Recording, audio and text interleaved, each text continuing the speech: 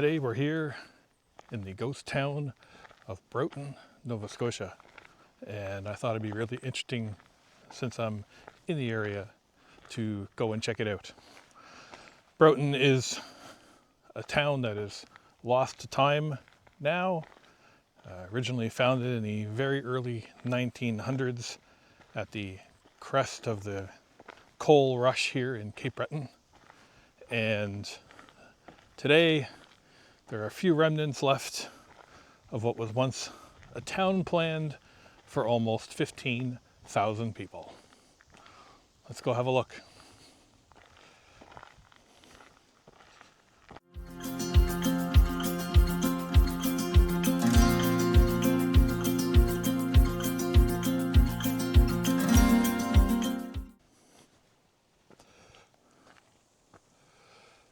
So many people believe that Broughton now today sits as a haunted ghost town. But I thought it would be interesting to kind of go in and actually look at what's actually left and kind of show you a bit of the history of the place. I find it really interesting. So Broughton is nestled here along the shore of Lake Loon here in Nova Scotia. So in 1901, E.T. Moseley found a coal strip here near Lake Loon. And as a result of that, of course, they constructed a cart road about 3 miles in length out to the Myra River, where a dock was then also built in preparation of moving some of the coal out of the area. According to the stories, about 3 tons of coal was moved from here, where Broughton sits, out to the Myra River, and then shipped from there. So as a result of that discovery, the Cape Breton Coal, Iron and Railway Company was then founded by 2 British businessmen. Colonel Horace Mayhew was one, and Thomas Lancaster was the other. So once they realized that the coal had been found, they then went back to England to gather up some investors to provide them millions of dollars with the plan to create a city here of Broughton in Cape Breton that would ultimately house about 12 to 15,000 people.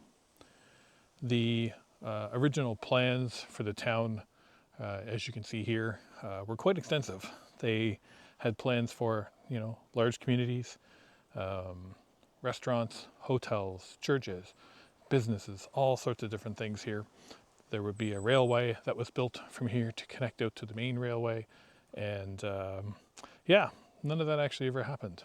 Well, that's not entirely true. A few things did. So they actually built 2 large hotels here on the grounds. There was an administration building that was built, and a few dozen homes that were built for some of the local miners, with plans of the expansion. Unfortunately, there was, of course, disagreements between the existing railway owners and this new upstart company. They didn't want to share the line, of course, because everyone's trying to make their own money and not want to really share it with each other. So Broughton ended up ceasing to exist about 10 to 15 years later. The company went bankrupt, and much of the town was left to decay here in the woods.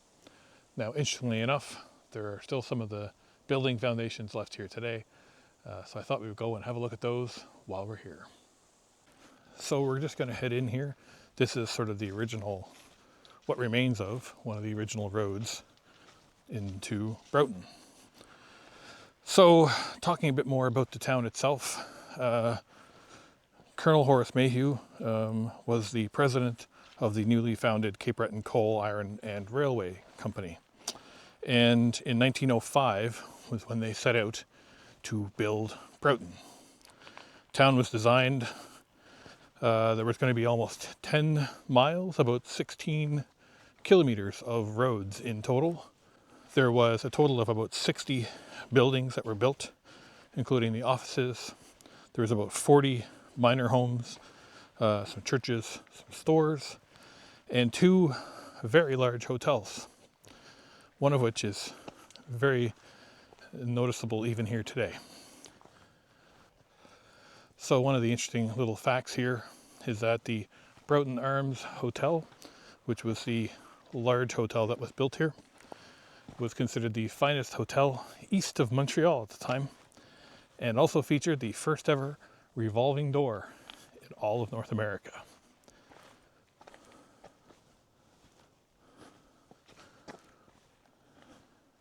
The other hotel that was here was called the Crown Hotel, and it actually had a bowling alley in the basement as well. So it was a very well constructed place with big plans and big dreams that unfortunately never came to pass.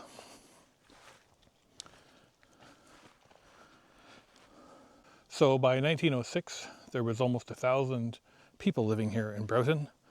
There was over 200 people who worked on the construction of the town itself. They established power lines, telegraph, sewer, and running water for the town. So they had already done a lot of the infrastructure work that would have been very important for this town to exist.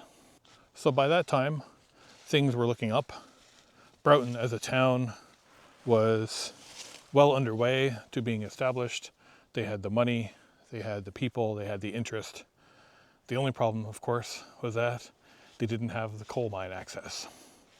So in 1906, they tried to make an agreement with the Dominion Coal Company, which was the main coal company in the area at the time.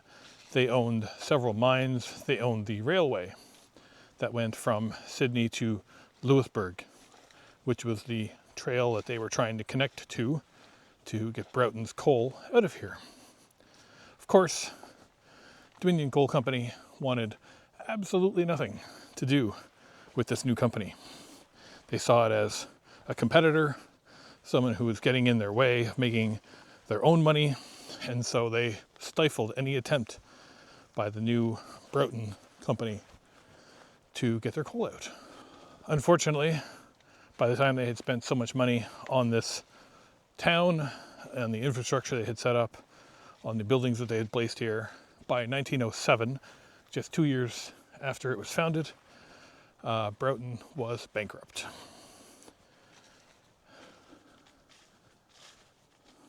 So at that point, Mayhew then returned to England and established a new business there. He ended up running some coal mines in England. So for many places, that would have been the end of the story. However, in 1913, there were new efforts under new management to restart the Broughton and its coal mines. So by 1913, under new management, a new effort was started to, regain a foothold here because of the coal that was here, because of the money that could have been made. And so in 1913, the coal mine here was restarted, and they managed to successfully mine about 35,000 tons of coal, getting it out from here to Halifax. By then, they were able to finally establish an agreement with the Dominion Coal Company to use their tracks. And so the town of Broughton kind of had a second life. Unfortunately, just a couple of years later, despite the increased demand for the coal and the increased demand of coal from the war, World War I was now raging in Europe, it just became too expensive to pull the coal out of here.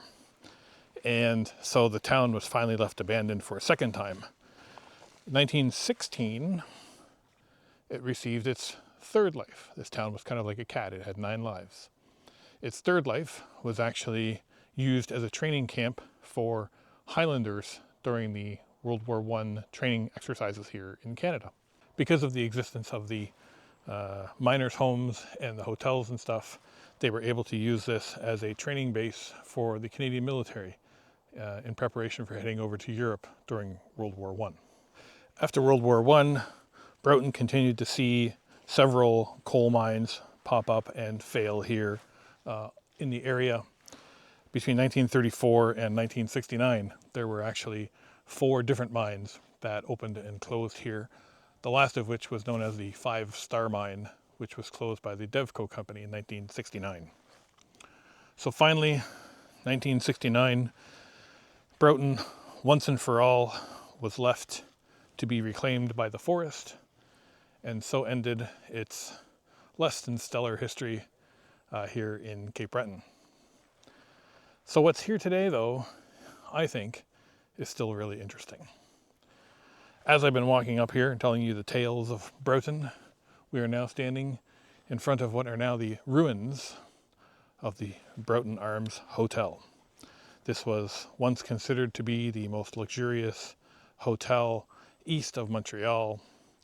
This would have been the front entryway and sort of basement floor to the hotel. And we'll take a walk down inside here in a minute just to kind of give you the tour of the ruins. But it's pretty spectacular to see that this stuff still sits here today, now well over 100 years later.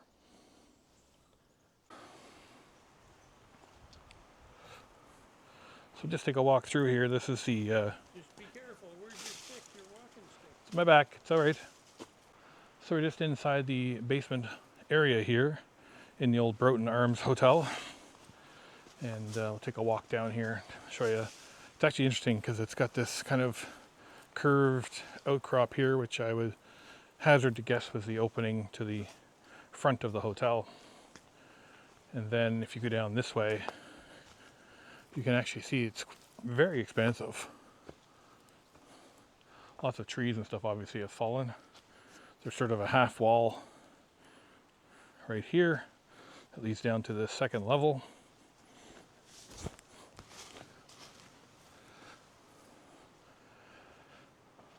And so this is actually, you can sort of see here, it's actually sort of a two-tiered basement level to it, because it had these separate rooms down here with a back entranceway there. You can see it's all been reinforced a bit here to try and keep the walls from falling in. I've seen some videos of some of the older work that's been done here by locals and stuff to try and save the ruins. I mean, they're been sitting here now for 120-ish years. So it's impressive that it's still in this good a condition, to be honest, especially with nature very quickly taking things back over. So as I mentioned, there was actually two hotels built here.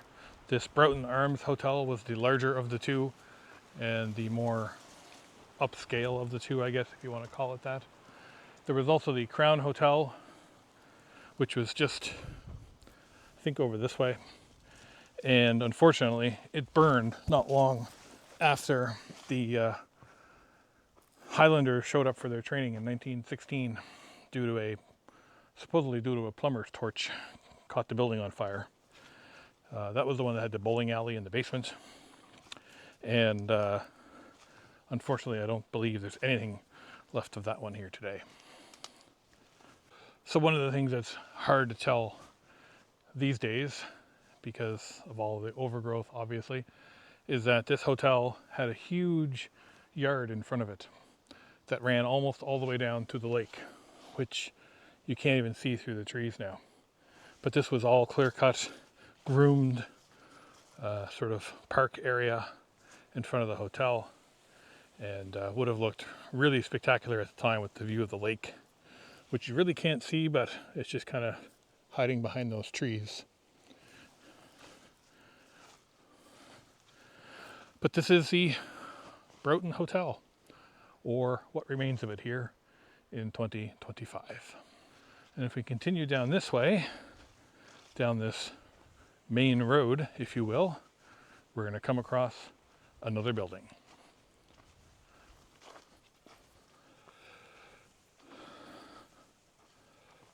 So, just down the trail here from the Broughton Arms Hotel, we have another building, basement, if you will, foundation. Smaller in size. There is no information really as to what these specific buildings would have been. My guess, based on its size, is probably some sort of administrative building. It's too big for a house at the time, but you know, a large square with this sort of front area here. So administrative building, too small for a church, I would say. But again, another example of a building sitting here lost to time at Broughton. So again, as I mentioned earlier, this place was meant to have 16 kilometers, almost 10 miles of planned roads. Much of that layout, from my understanding, the road construction, as I said, the water, electricity, those types of things were finished here in the town. But only about 30 to 40 homes for miners were built.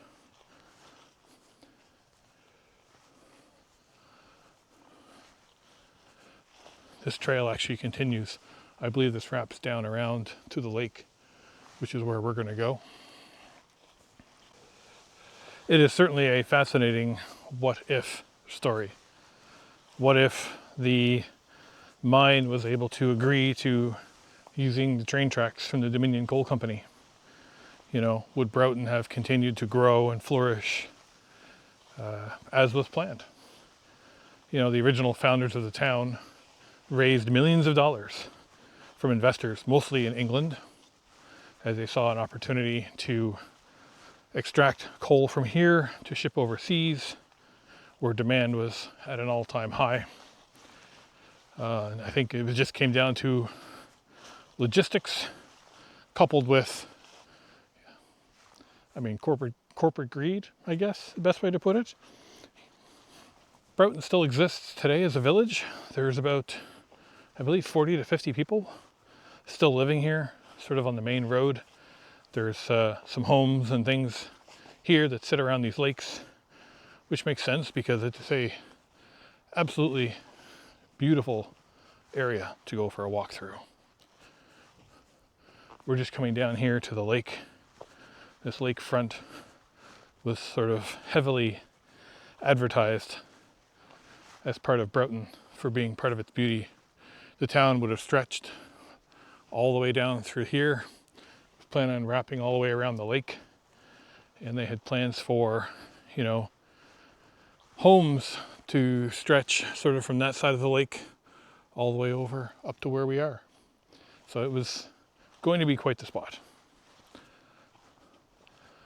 Even today, you can see as we walk down through here, this trail is obviously being well maintained. It's a very popular spot now in the area for hiking and walking. We get down here a little bit further, we get a clear shot of the lake. You can see how nice it is down here. One of the things they used, obviously, to raise the funds were bonds that were sold to prospective investors. There's a couple of examples of them here on the screen. This one was a $1,000 bond that was sold on behalf of the mining company to help fund the construction of the town.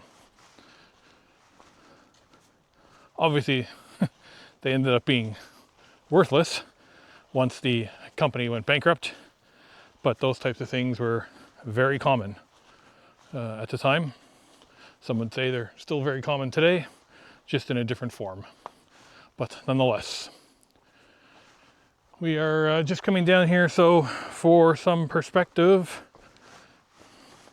just sort of straight shot up the hill here, where this low piece of land is. This is where the Broughton Arms Hotel would be, is up on that hill, and this would have been all cleared out down here to this road, which is right next to the lake, which we are starting to get to be able to see a little bit better. We'll just go down here to the corner and have a look at the lake.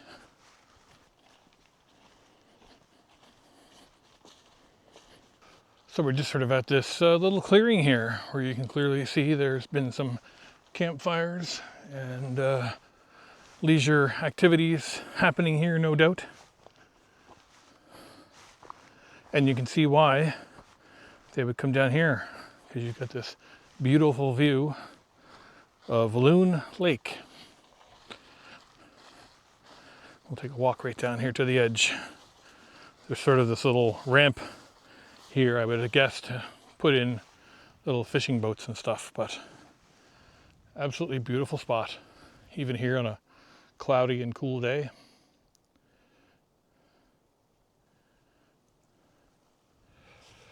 Go over to the other side here, and again I'll kind of give you a visualization of what this town was going to look like. So again, this would have been all planned housing all through this woods. This was sort of the main road that ran lengthwise along the lake.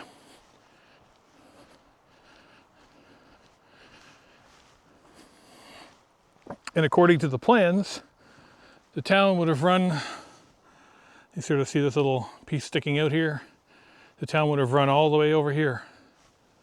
And would have been quite the spot had they actually finished it. So we'll take a walk back up this way. We just kind of came down again along the shoreline here of the lake. We're going to head this way because there's a couple more stops just up ahead. One of the things I actually brought with me today is a hiking pole. Last time I was here a little while back doing some reconnaissance, just kind of getting a layout of the land that Broughton has here. And I was here with my parents, and just as we were leaving, oh, there's some nature. Hi.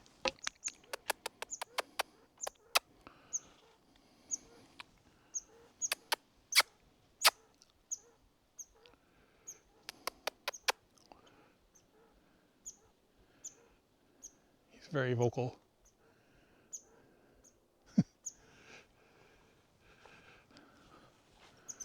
And off he goes. Noisy squirrels and chipmunks were not what we saw last time. Last time we were here, both my mom and I are 99.9% sure we saw a cougar. So there's an interesting story here that officially cougars do not exist in Nova Scotia. Wildlife of the province has said that there is no evidence that they exist, despite multiple sightings over the years, despite things like fur and scat and DNA saying otherwise. And so we were just leaving here last time, and up at the road where I did that introduction, we are sure that we saw a cougar run across the road in front of us. Maybe 50 to 60 meters. And it was full speed, but it was definitely a cougar. It had the telltale signs. It had the tail on it. It's long and curled at the end. Very large cat looking, but not a cat. It's way too big to be a cat. And so I brought this just in case we meet again. Cougars are very large. They are typically not aggressive, but can be. And you certainly wouldn't want to get into a fight with one because you will not win. So just thought I'd bring my hiking stick along as a deterrent should I run into it again. I don't think I will. But it's pretty quiet up here. So I've just made my way up to the last large structure that I wanted to take a look at here today. You can see it actually runs back here pretty far. We'll take a walk up and around in a second. So you can see how they were very smart in constructing these two very large, grandiose hotels here in the town before really anybody was living here. It was a great way to sort of tease people of things to come, to kind of show them how it might look down the road. And of course, it gave them somewhere to stay. This continues down back here a little bit further. We'll take a walk up inside here. It has multiple levels to it. So this is sort of at the ground level, and which makes it easy to get into. But even from here, you can see how large this building would have been. Going from here all the way around, and you can see where that graffiti is on the other wall. Multiple layers, and again, hard to see today, but just down through here is the lake. So it would have had pretty magnificent views of the lake. But now it just sits here, overrun with trees and some garbage, let's be honest. A memory of a town that arguably never was. Even standing here, you can still see it's almost cleared out here.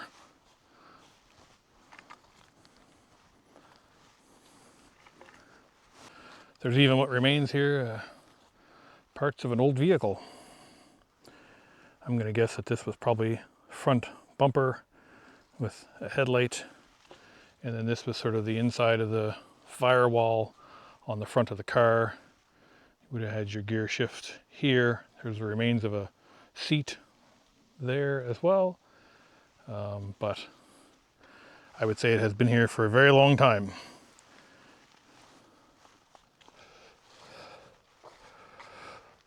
Let's take a little walk up the rest of the road here, up to the front. And I think, as I said, I believe that there's still one more smaller building up ahead here, just off the side of the road. And then we'll have one more short stop after that to wrap things up from here in the ghost town slash former planned mining town of Broughton, Nova Scotia. Just making my way back out here, and just trying to see if I can find that last building, but I don't really see it here anywhere. Just going to stroll a little bit, and if not, it is not the end of the world. Perfect day to be out here wandering around the woods. Not a breath of wind, a little bit overcast, so no sunburn.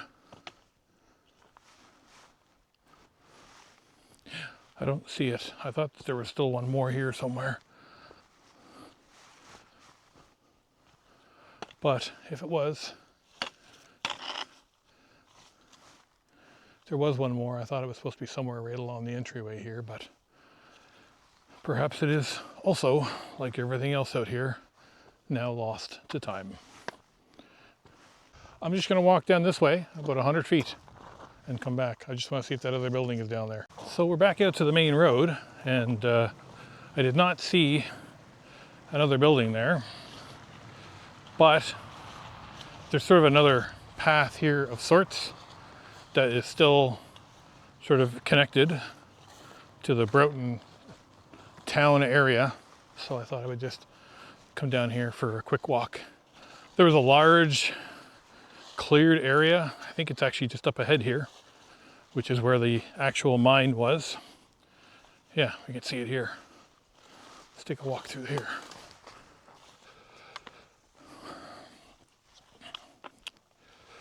So here is the remains of the original mine pit that was here in Broughton, and then used several times again over the years as other companies came in and tried to restart and ultimately fail.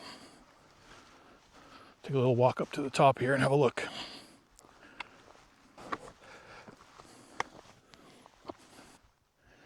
So we just came up through that little walking path, and here is what remains of the mine. Almost looks like a old foundation there on the side. There's this pipe here, stuck in the ground. Maybe it's a gas off, not sure. Take a walk down this way, which should take us back out to the road. So unfortunately, didn't find that last building I was looking for, but that is okay. There's actually a pretty good road in here. You would certainly need a four-wheel drive or something. But, yeah, there's a road right here.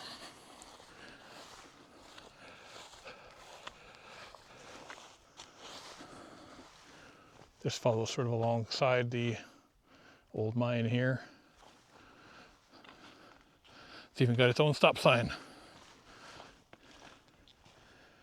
And a giant puddle.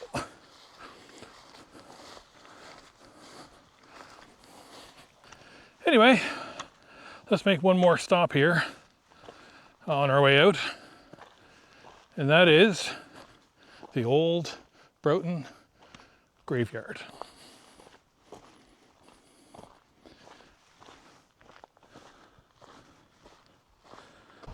I don't imagine we'll see him now. No.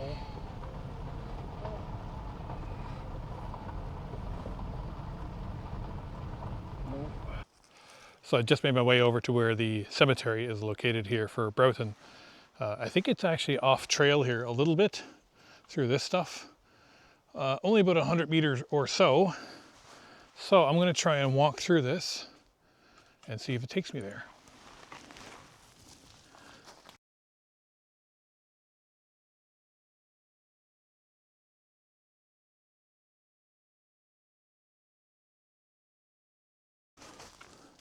I have the exact coordinates on my map for where it's located. So it's possible I'll get there and then find a simpler way back. But anyway, we'll just have a look. And if it gets too crazy, well then that's just part of the adventure.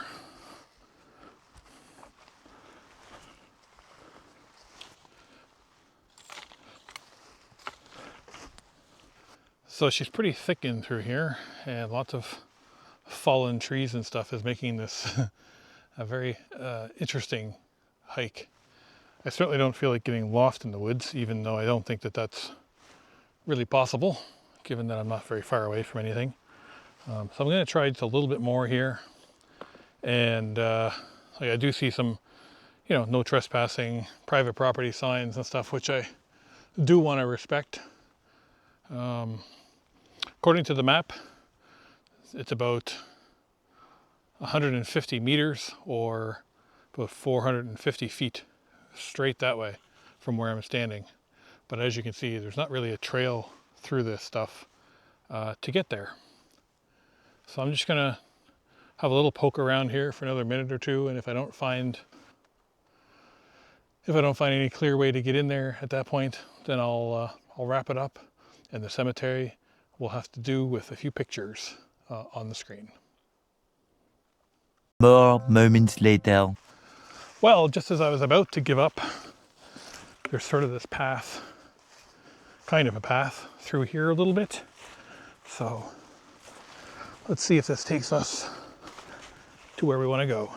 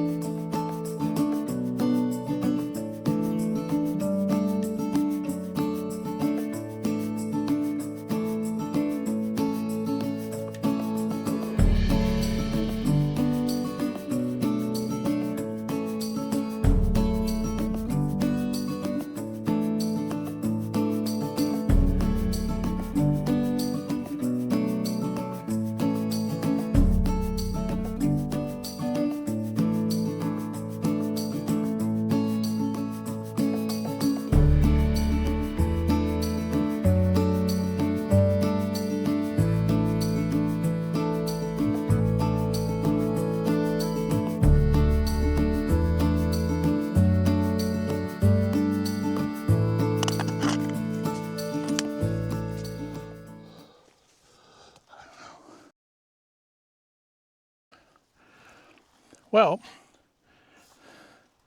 after about 25 minutes of cross woods trekking, there was a path for about the first 10 minutes, but then it kind of dissipated. I'm at the exact coordinates of where the old graveyard used to be. However, the coordinates that I have, I don't think are correct.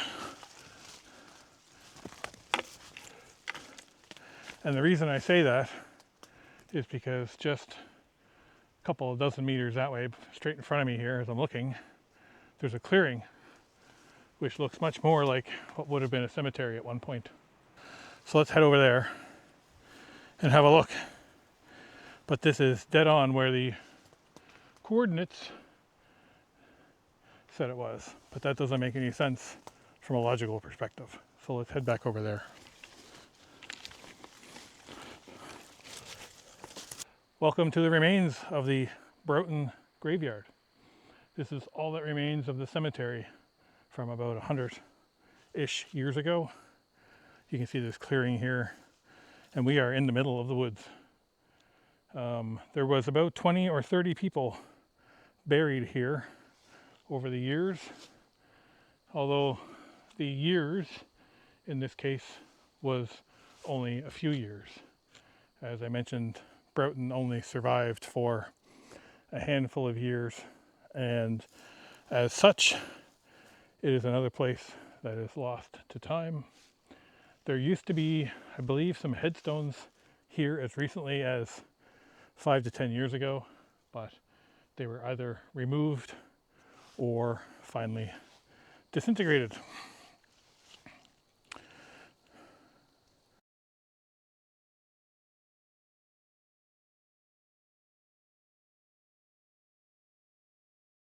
Anyway, this is where I'm going to end my adventures here in Broughton, the ghost town, former planned city here in Cape Breton, Nova Scotia, Canada. Home to the first ever revolving door in North America, home to the largest and most grandiose hotel east of Montreal, and the formerly planned city of 12 to 15,000 people. And all that remains now is just the breeze.